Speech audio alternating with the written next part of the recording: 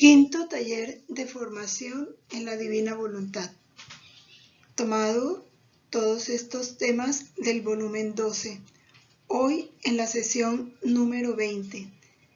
A través de estos capítulos, Jesús muestra su dolor, su aflicción, cuánto sufre por las almas, pero al mismo tiempo también manifiesta cuánto consuelo da a su corazón el alma que vive en su voluntad. Y al recibir esos consuelos, también tiene Jesús para el alma algunas especialidades que ya estaremos conociendo a través de la meditación de estos capítulos.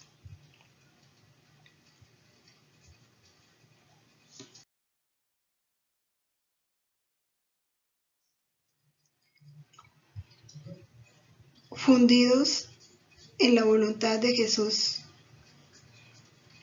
entramos en ese acto único y eterno para recibir el amor de sus verdades, de cada una de esas palabras, de ese lenguaje de cielo que contienen estas verdades. Recibimos todo el amor y le correspondemos con su mismo amor por nosotros y por todos, muy especialmente por habernos dado a conocer este don de la divina voluntad. Y con tu misma voluntad, Jesús, imploramos a los santos ángeles.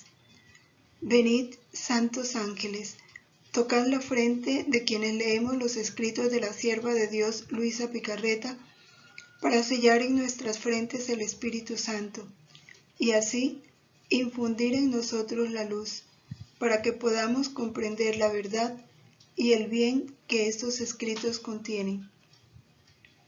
Luz de la sabiduría eterna, revélanos el gran misterio de Dios Padre y Dios Hijo, unidos en un solo amor. Amén.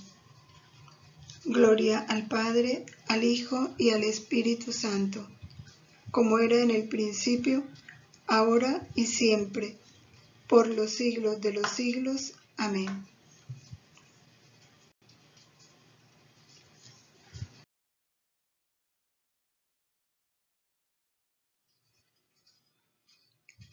Iniciamos este taller con el capítulo de mayo 4 de 1919.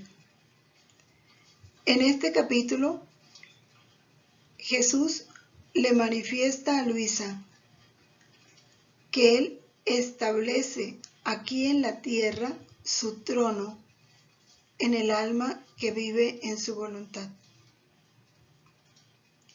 Estando Luisa en su estado habitual, que ya sabemos cuál es, en esas experiencias íntimas que ella tenía, experimentando sus privaciones y amarguras, dice ella, y cómo la voluntad de Dios es su única fuerza, es toda su vida.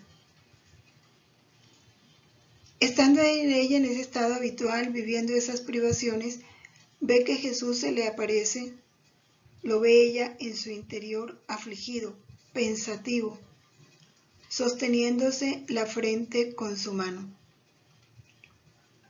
Al verlo ella tan afligido, le pregunta: ¿qué tienes que estás tan afligido y pensativo? Y Jesús levanta su mirada y le dice: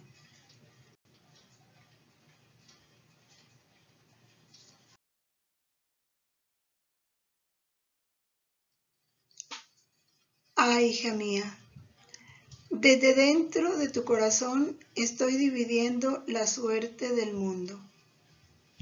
Tu corazón es el centro de mi trono en la tierra, y desde mi centro veo al mundo, veo sus locuras, el precipicio que están preparando, y a mí como puesto a un lado, como si yo nada fuese para ellos.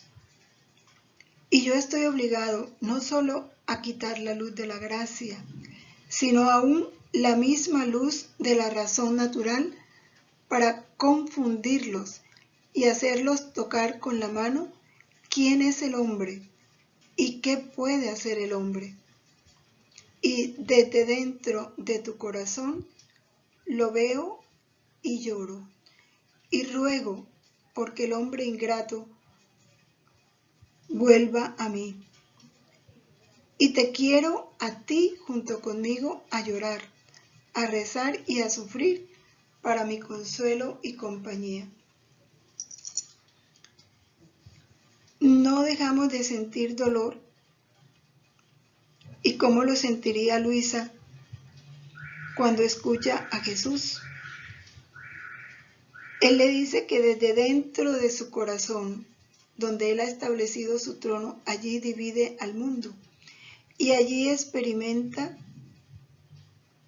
las locuras en que está el mundo, el precipicio hacia donde el mundo se está arrojando, el precipicio que se están preparando para sí mismos. Pero lo más doloroso es que han puesto a Jesús a un lado, como si ya Jesús no importara, con una actitud de indiferencia frente a Él. Y ante esta actitud de tanta indiferencia y desamor, Jesús dice que se ve obligado a quitarles no solo la luz de la gracia, porque ya están en pecado, sino la luz de la razón natural. Y cuando el hombre pierde la razón se enloquece, empieza a hacer cosas, pudiéramos decir, ilógicas, fuera del pensamiento humano. Y Jesús hace eso para confundirlos, para que toquen con la mano su propia nada. Y así, experimentando su nada, vuelvan a Él. Y esto es causa de dolor para Jesús. Llora y ruega por el hombre ingrato. Pero lo más importante es que le pide a Luisa que llore junto con él, que rece junto con él, que sufra junto con él, para que lo consuele, para que le haga compañía en este dolor. Y es aquí donde nosotros detenemos nuestra lectura y hacemos con Jesús lo que Él le pide a Luisa. Que nuestro corazón llore, así no lloren nuestros ojos, pero que vivamos ese dolor de Jesús. Y roguemos por todos nuestros hermanos ingratos que se han olvidado de Jesús, que por no haber conocido su amor, están tan lejos de Él, no sienten necesidad de Él. Por eso están sumergidos en los vicios, en el pecado, en la violencia, esclavos de tantas pasiones. Tomemos las lágrimas de Jesús para hacerlas nuestras, llorar con Él, sufrir con Él, rezar con Él. Y de este modo le consolaremos y le hacemos compañía.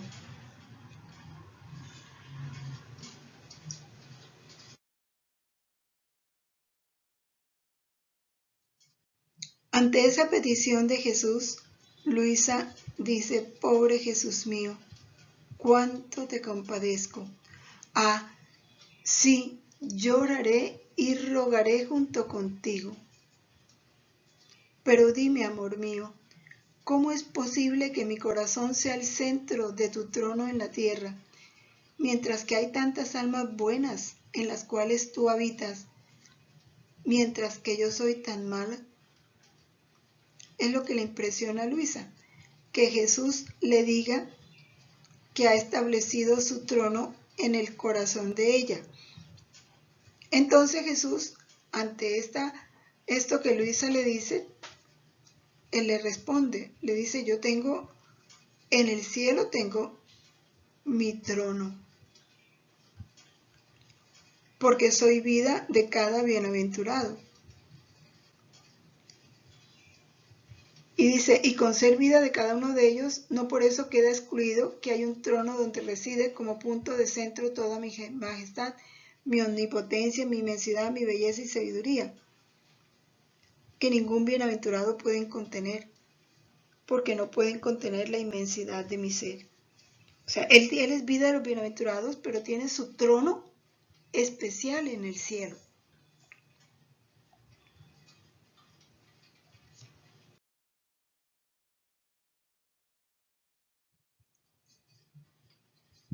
Pero ese trono no es el corazón de los bienaventurados. Pero aquí en la tierra, dice él, tiene su trono. Y mientras habita en los demás, habita por la gracia, tengo mi punto de centro desde donde decido, ordeno, obro, beneficio, castigo, lo que no hago en las otras habitaciones. Es decir, el alma que vive en la voluntad de Dios constituye para Jesús un punto especial, diferente al corazón de las otras almas. Y le dice a Luisa, ¿sabes por qué te he escogido a ti como lugar de centro? Porque haces vida en mi querer, porque vives en mi voluntad. Y quien vive en mi voluntad es capaz de contenerme todo como punto de mi centro, porque ella vive en el centro de mi ser y yo vivo en el centro de su ser. Aquí ha dado Jesús una descripción perfecta de lo que es vivir en la divina voluntad. Es vivir en el centro del corazón de Jesús. ¿Qué es vivir en el centro? Es estar escondida en Él, sumergida en Él, de un modo estable, no a ratos, no por momentos. Y si el alma está sumergida en el corazón de Jesús, Jesús está sumergido en el corazón de esa alma. Y sigue él explicándole, pero mientras vivo en su centro, vivo como si estuviera en mi propio centro. Mientras que quien no vive en mi querer no puede abrazarme todo. Así que a lo más puede habitar, y yo puedo habitar en él. Pero no puedo erigir mi trono. ¿Qué significa erigir su trono? Reinar. Hacer en ese corazón lo que él quiera hacer. Lo que él quiera hacer. En las otras almas puede habitar, sí, pero no reinar. Y ahí está la diferencia. Dice, si todos comprendieran el gran bien del vivir en mi querer, harían competencia. Esto es bien importante. Porque a pesar de que muchos conozcan estos escritos, no han comprendido lo que es vivir en su querer. Porque si se comprendiera, dice él, harían competencia. O sea, la tarea sería ver quién puede aumentar más esa vida de la divina voluntad en ellos. Y Jesús lamentándose dice, pero ay de mí, cuán pocos lo comprenden y viven más en sí mismos que en mí. Y aquí anota Jesús un punto importante. ¿Cuánto tenemos que luchar por no vivir en nosotros mismos?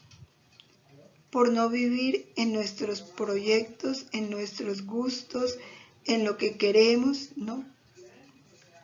El alma que vive en la divina voluntad solo tiene un interés, el mismo de Jesús, la gloria del Padre y el bien de las almas, no más.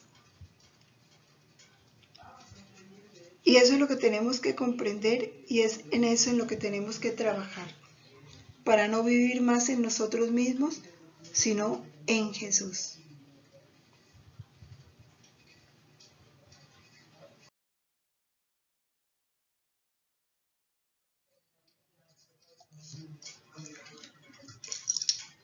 Ya vemos entonces un primer punto. El alma que vive en la divina voluntad se constituye aquí en la tierra el centro donde Él establece su trono. Y desde allí gobierna, reina, decide. Ahora pasamos al capítulo de mayo 8 de 1919, donde se nos habla de las penas que la divinidad dio a la humanidad de Jesús. ¿Cuál es la causa de esas penas? ¿Y por qué fueron necesarias esas penas que la divinidad hizo sufrir a la humanidad de Jesús? Luisa inicia el capítulo contándonos que estaba pensando en las penas de Jesús, sobre todo en esas penas en las que el Padre, o sea, la divinidad, produjo en la santísima humanidad. Ella estaba meditando en eso cuando siente que Jesús la trae hacia el interior de su corazón, del corazón de Jesús. Y Luisa experimenta cómo en ese corazón ella empieza a tomar parte en las penas del corazón de Jesús. ¿Y cuáles son las penas que ella experimenta? Esas penas íntimas, esas penas que no conocimos si Él no nos las revela, que fueron las que el Padre le hizo sufrir a Jesús durante el curso de su vida aquí en la tierra. El Padre le hace experimentar a Luisa esas penas.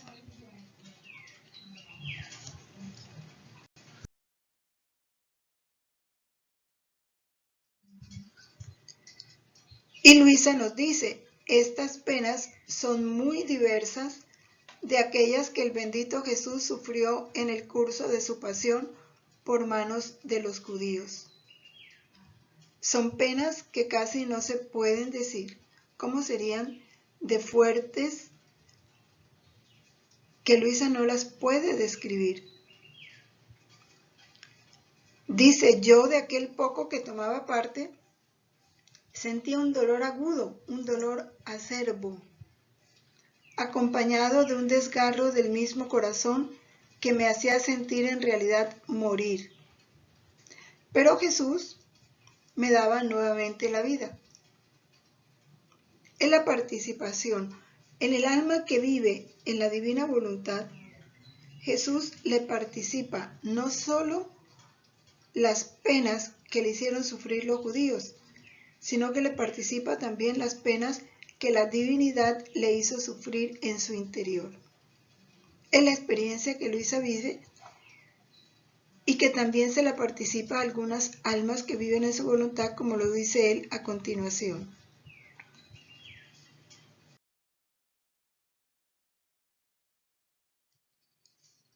Le dice a Luisa, hija de mis penas, debes saber que las penas que me dieron los judíos fueron una sombra de las que me dio la divinidad, y esto era conforme a justicia, para recibir plena satisfacción.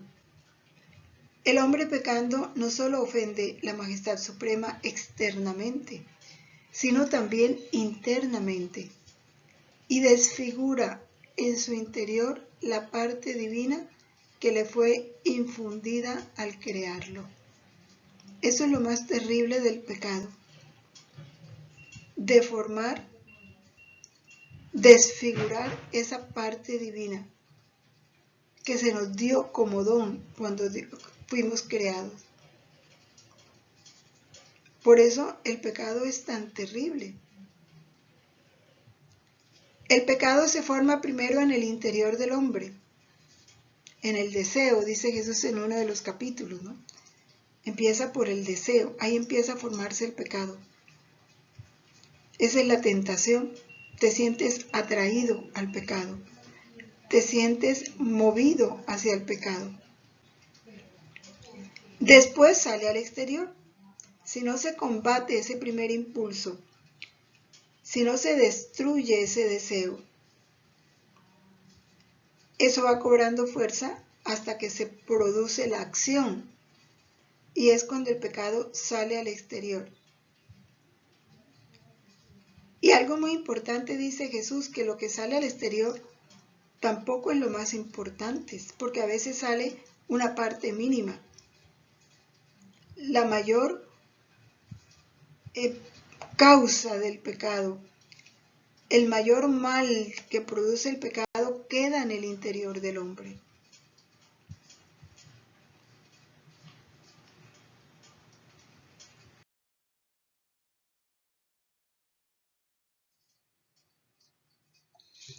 Por eso mismo es que el Padre le proporciona a Jesús penas íntimas que no se la podían producir los judíos, ni nadie podía penetrar en esa vida íntima de Jesús sino su Padre, porque Jesús tenía que reparar todo ese daño íntimo que el pecado provoca en el corazón del hombre. Él tenía que reparar y solo podía hacerlo a través de esas penas íntimas. Y así lo explica él.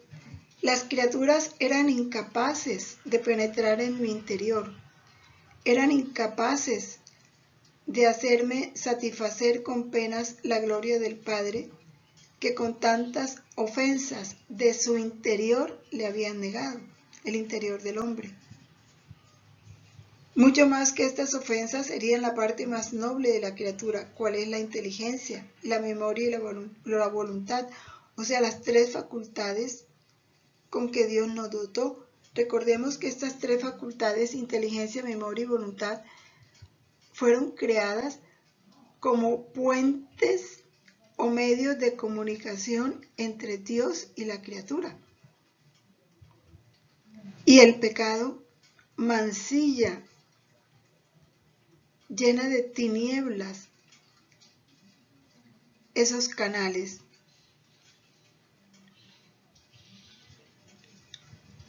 Porque en la inteligencia, en la memoria y en la voluntad está sellada la imagen divina.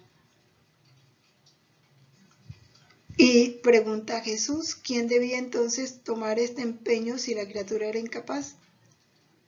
Por eso lo tomó el Padre. Fue necesario que la divinidad misma tomara este empeño y me hiciera de verdugo amoroso, pero por cuanto amoroso, más exigente, para recibir plena satisfacción por todos los pecados hechos en el interior del hombre.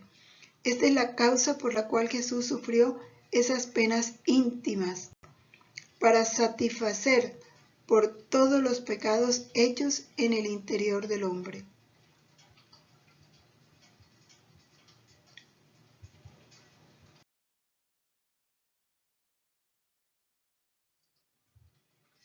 Y continúa Jesús explicando la causa de estas penas, la razón por la cual tuvo que sufrirlas. Dice que somos nosotros, por supuesto. La divinidad quería la obra completa, quería la plena satisfacción de la criatura, tanto del interior como del exterior. La pasión que me dieron los judíos, con ella yo di satisfacción a la gloria externa del Padre, esa gloria que las criaturas le habían quitado. Pero en la pasión que me hizo sufrir la divinidad, en todo el curso de mi vida, porque es que esta pasión empieza desde que Él es concebido. Ahí, en el seno de la Virgen, Él experimenta toda la pasión. Y a lo largo de toda su vida la vive y da satisfacción al Padre por todos los pecados del interior del hombre. Pensamientos, deseos, impulsos.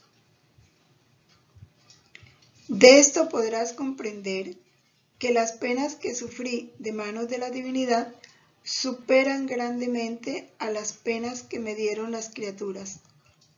Es más, casi no pueden compararse, son menos accesibles a la mente humana, porque vivió Jesús en su interior.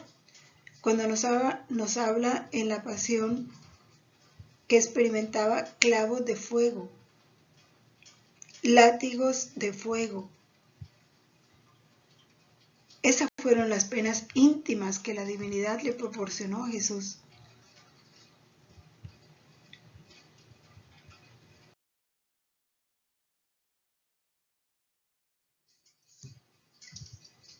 Continúa Jesús explicándonos este misterio tan hermoso, tan lleno de misericordia y de amor.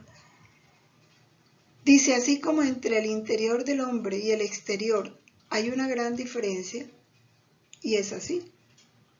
Nuestro interior, muy distinto al exterior. Las personas ven nuestro exterior, pero no pueden ver nuestro interior. Mucha más diferencia hay entre las penas que me infligió la divinidad y las que me dieron las criaturas el último día de mi vida. Las primeras, o sea, las que infligió la divinidad, eran desgarros crueles, dolores sobrehumanos, capaces de darme muerte, y repetidas muertes en las partes más íntimas, tanto del alma como del cuerpo. Ni siquiera una fibra quedaba excluida. Pensemos en esto. Esto nos sumerge en un abismo de amor, porque eran penas sobrehumanas y tuvo que sufrir tantas muertes por cuantos pecados íntimos cometía el hombre. Imaginémonos la reparación que el padre le cobró a su hijo por todos estos abusos con los niños, todo el daño que se hizo en el interior de esos niños y todo el daño que se produjo en el interior de las personas que le hicieron daño a los niños. Ni siquiera, dice él, una fibra queda excluida. Tuvo que sufrir repetidas muertes, tanto del alma como del cuerpo. Y ni siquiera una fibra íntima del cuerpo quedó excluida.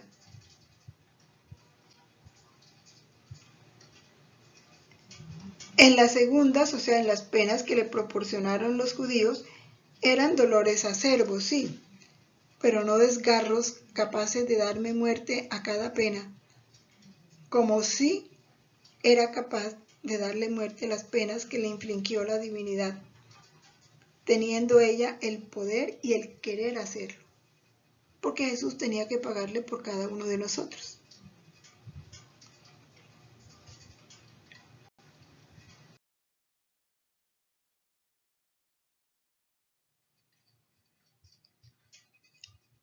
Y aquí Jesús sigue manifestándole su dolor a Luisa y le abre su corazón.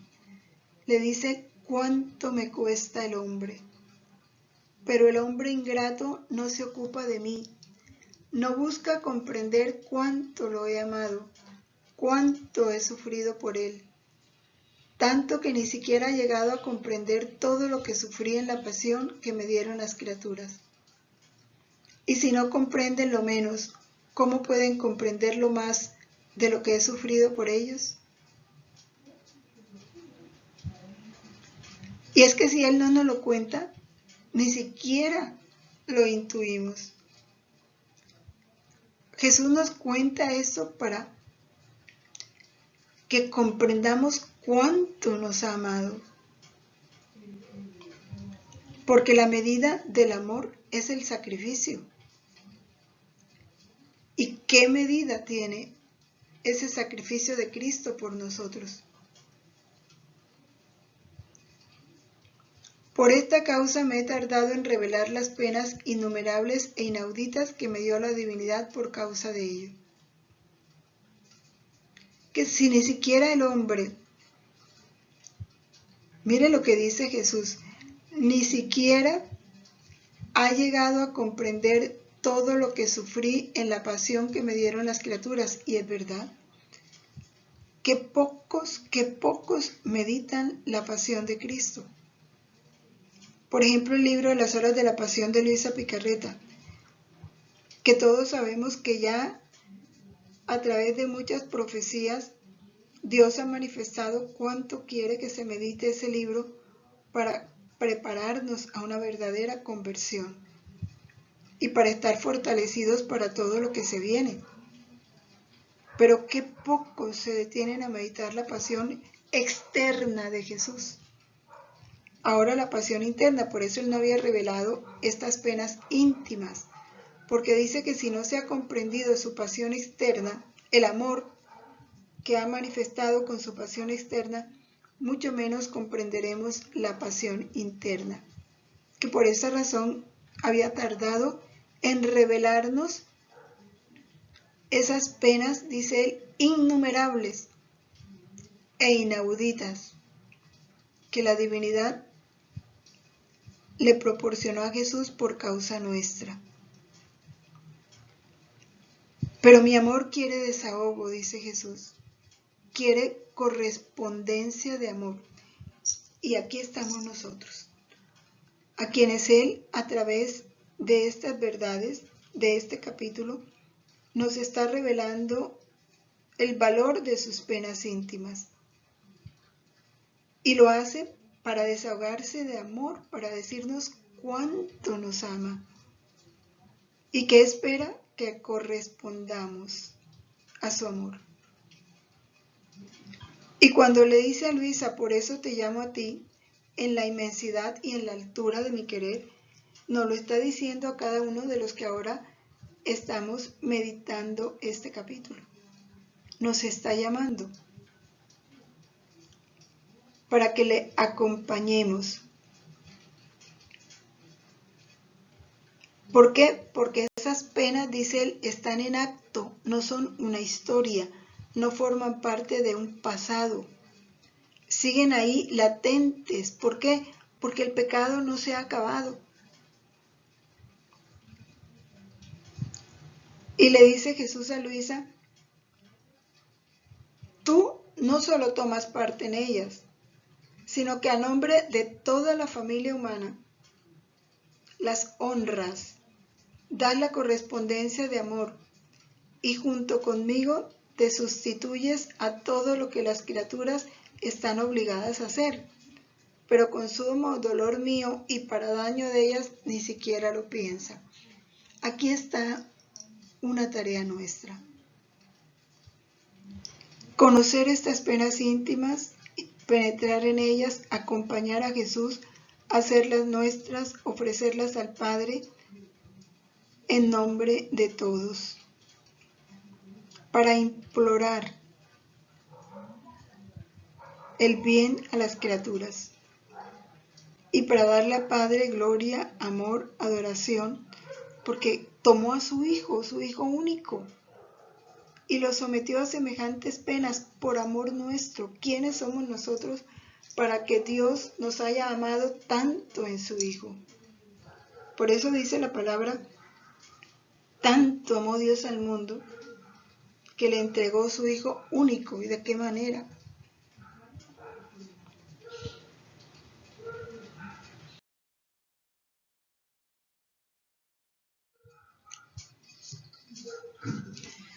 Pasamos ahorita a un capítulo que es corto, de mayo 10 de 1919. Y es muy importante esta verdad que Jesús nos comunica. Por cuanto dura la divina voluntad en el alma, tanto dura la vida divina en ella. Y esto para que lo tengamos presente. Por eso es que esa divina voluntad en nosotros, la acción de la divina voluntad en nosotros, su vida operante debe ser continua. Porque cuando esa vida se acaba, cuando la voluntad de Dios ya no está, se acaba la vida. Y es una vida que no tiene por qué acabarse. Luisa nos cuenta que estaba afligida, preocupada por su estado, como siempre, ¿no? Entonces Jesús, que no le gusta que ella piense en sí misma, ni cómo se siente, ni qué le está pasando, ni cuál es su estado de ánimo, porque a Jesús no le gusta eso, trata de distraerla para que no piense en ella y le dice, ¿qué haces? Y la regaña. El pensamiento de ti misma te hace salir de mi voluntad. Y no sabes tú que por cuanto dura mi voluntad en ti, tanto dura la vida divina. En cuanto cesa mi querer, así cesa la vida divina y retomas tu vida humana.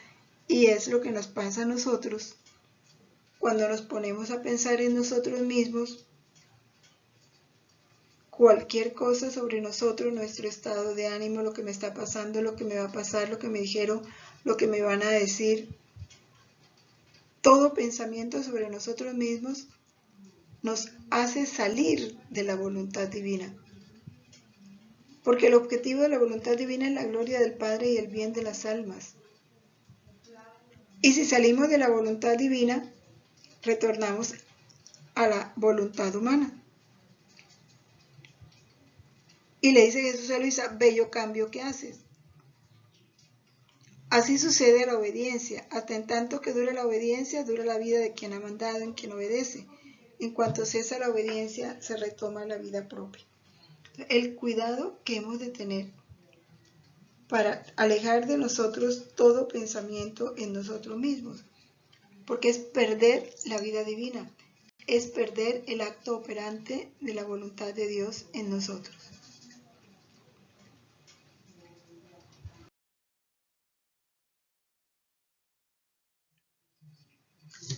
Dice, después como suspirando ha agregado, tú no sabes la destrucción que hará el mundo. Y todo lo que ha sucedido hasta ahora se puede llamar juego en comparación de los castigos que vendrán. No te los hago ver todos para no oprimirte demasiado. Jesús sabía que Luisa sufre mucho cuando él le habla de castigos. Y yo viendo la obstinación del hombre me estoy como escondido en ti. Tú ruega junto conmigo. No quieras pensar en ti misma. Se lo vuelve a advertir.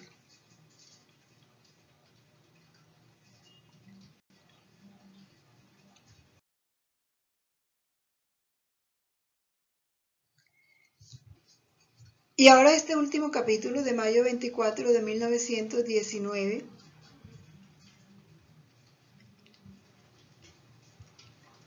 Como Jesús establece en el alma que vive en la divina voluntad su trono, y desde allí Él hace todo.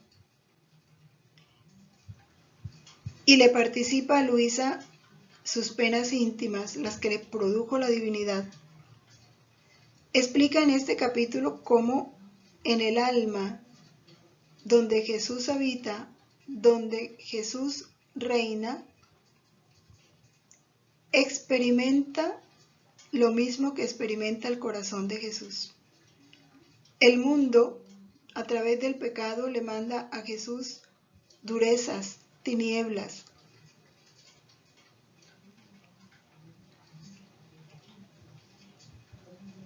Dolor. Y eso mismo empieza a experimentar el alma. Así nos lo cuenta Luisa. Dice, me sentía muy oprimida, afligida por la privación. Sabemos que esta fue de las penas más duras que Luisa vivió, la privación. Y le decía a Jesús con todo el corazón, ven vida mía, sin ti me siento agonizar, pero no para morir, sino para siempre agonizar. Ven, no puedo más, no puedo más. Mi dulce Jesús se ha movido en mi interior y yo sentía que me besaba fuerte el corazón. Y después haciéndose ver me ha dicho, hija mía, sentía una irresistible necesidad de desahogarme contigo en amor. Es impresionante esa expresión de Jesús. Irresistible necesidad de desahogarme contigo en amor. Y esta es una necesidad que Jesús manifiesta muchísimas veces y de muchas maneras. Porque Él es el amor. Y Él lo que quiere es amar, volcar su amor en nosotros. llenarnos de amor a través de múltiples formas. Y el dolor de Jesús es que ese amor está reprimido porque no se lo recibimos y mucho menos le correspondemos. Miren que Él nos dice, cuando nos ponemos a leer los escritos, le permitimos que se desahogue de amor en nosotros. Porque a través de los escritos Él nos manifiesta cuánto nos ama, cuánto anhela que vivamos en su voluntad, cuántos bienes tiene reservado para las almas que viven en su voluntad. Entonces nosotros, conocer estas verdades, meditarlas, corresponder a ellas, le estamos permitiendo a Jesús un desahogo de amor y le estamos dando alivio a ese corazón que tiene un amor reprimido. Y como el amor está reprimido, Él sufre mucho.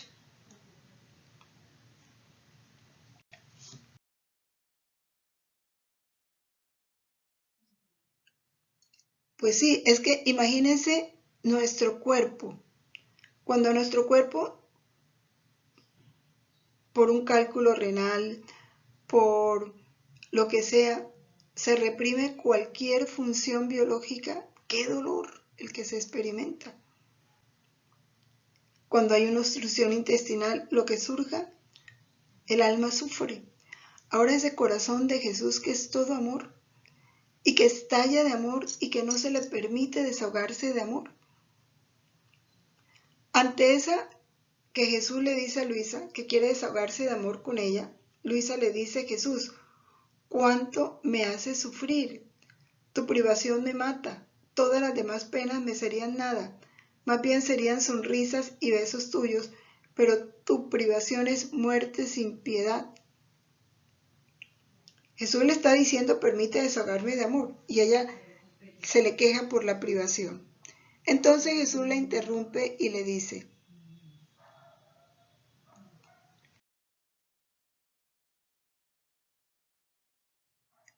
hija de mi amor, ¿no quieres persuadirte que veo al mundo a través de ti? Vuelve a repetirle lo que ya le había dicho.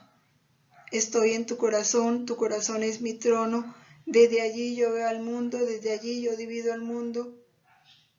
Dice, y de que estás obligada, puesto que moro en ti, a sentir lo que me manda el mundo. Es un deber del alma. Si estoy en ti, tienes que participar de lo que el mundo me manda. Durezas, tinieblas, pecados, furor de mi justicia. Así que en lugar de pensar en mi privación, ahí la está Jesús regañando, debes pensar en defenderme de los males que me mandan las criaturas y en aplacar el furor de mi justicia.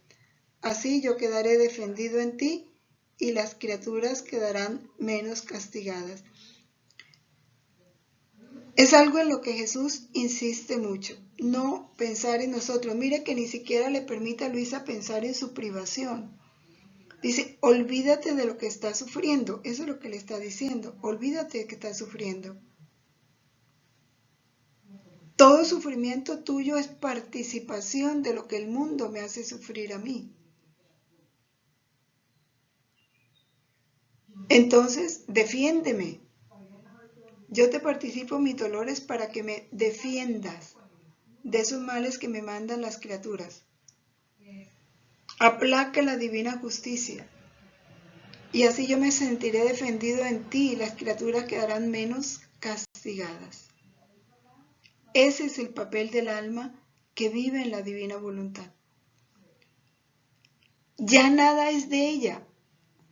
Lo que sufre es sufrimiento de Jesús. Ya, si le dice, ven a pensar en mí, a sufrir en mí, entonces ya nada es de ella, todo es de Jesús. Entonces lo que hay es que consolar a Jesús y olvidarnos de nosotros mismos.